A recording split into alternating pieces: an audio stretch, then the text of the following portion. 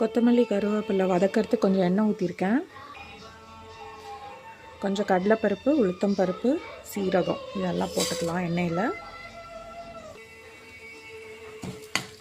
இப்படி நான் செய்கிற மாதிரி தான் செய்யணும்னு நான் சொல்லலை.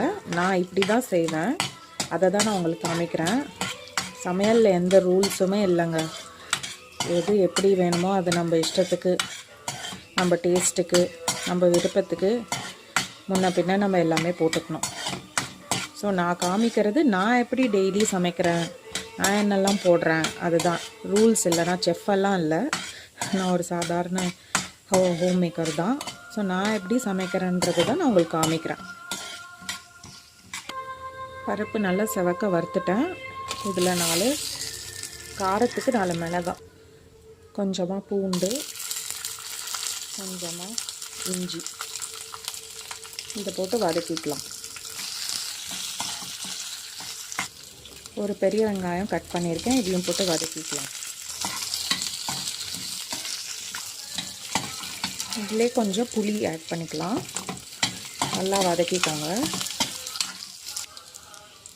இப்போ நம்ம கட் பண்ணி வச்ச கருவேப்பிலை கொத்தமல்லியை ஆட் பண்ணி வதக்கிக்கலாம்.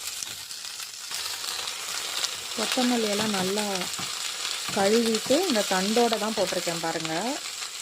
பெரிய பெரிய தண்டெல்லாம் இருக்கும், அதோடு தான் நான் போட்டிருக்கேன். அதெல்லாம் நான் டிஸ்கார்ட் பண்ணல. அதெல்லாம் சத்து தான், சேர்த்துக்கலாம். இதை நல்லா வதக்கிக்கணும். இந்த ஸ்டேஜில் நான் உப்பு போட மாட்டேன்.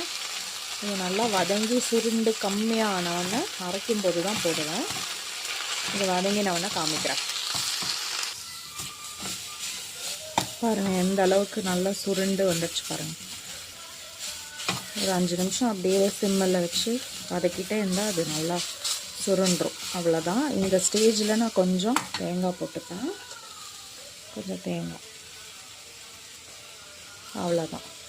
ஆறினவொடனே கொஞ்சம் உப்பு போட்டு இது அரைச்சிட்டா வதக்கி வச்சுருந்த கொத்தமல்லி கருவேப்பிலை தொக்குக்கு ஆறி போயிடுச்சு. இப்போ நான் அதை வந்து மிக்சியில் அரைச்சிக்க போகிறேன். கொஞ்சம் உப்பு ஆட் பண்ணிக்கலாம். அப்போது கொஞ்சமாக தண்ணி, ரொம்ப தண்ணி ஆட் பண்ண வேணாம், கொஞ்சம் கொஞ்சமாக ஆட் பண்ணி அரைச்சிக்கணும். நான் என்ன கன்சிஸ்டன்சியில் அரைச்சிட்டு வரேன்றதை காமிக்கிறேன். அரைச்சிட்டேன் பாருங்கள். துவையலில் அந்த பச்சை கலர் அப்படியே ரீட்டைன் ஆகணும், அதுதான் இதில் ஒரு டிப்பு. கன்சிஸ்டன்சி காமிக்கிறேன்.